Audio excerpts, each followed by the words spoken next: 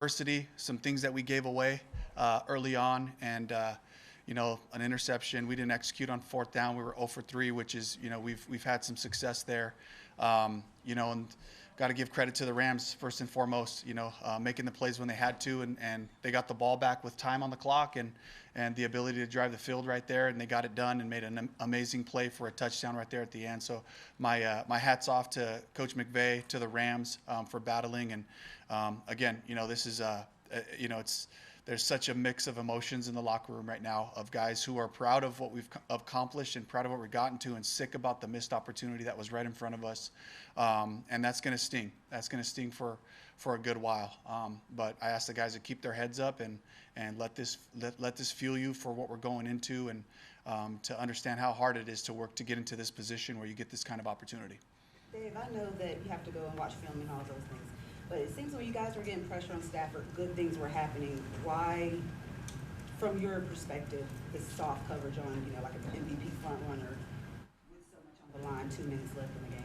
He made a couple of nice plays, when we pressured him throughout it, and I thought we did a good job of mixing it. Ajero had a really good plan for trying to get pressure on him early on, and then they picked up the blitzes, and he hurt us a couple of times over the middle on some third downs, and so we had to play a little bit more coverage right there.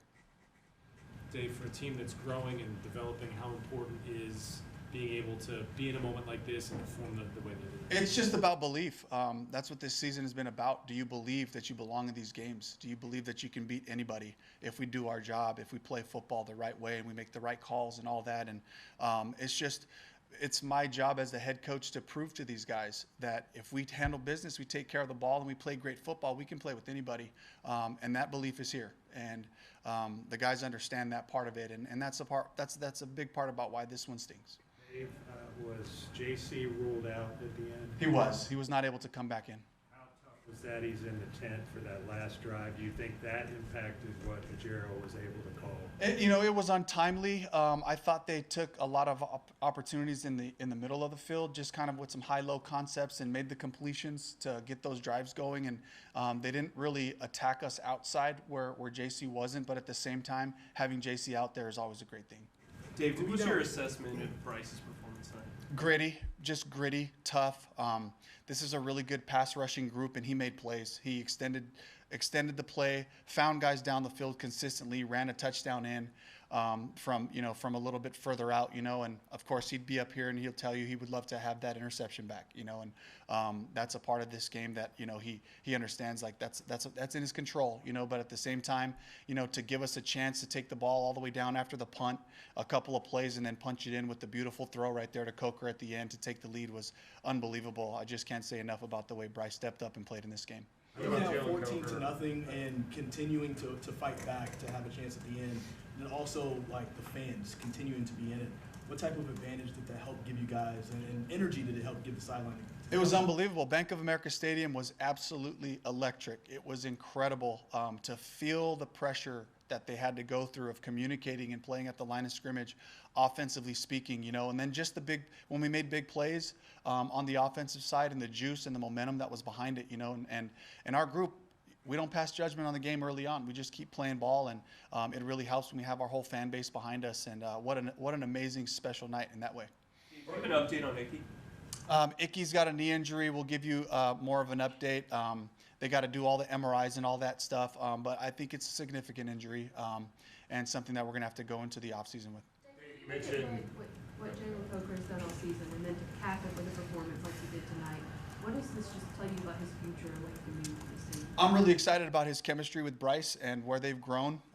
When Jalen came back to us, middle of the season, and finding ways to get him on routes that he can execute, and he just finds a way to win. And generally if the ball goes his direction, you can count it as a catch. And he and Bryce have just, worked tirelessly on a daily basis to get that chemistry to the point where, this game was a huge one for him. Has Bryce earned a fifth year? What's that? Has Bryce earned a fifth year? That's all conversations for after the season.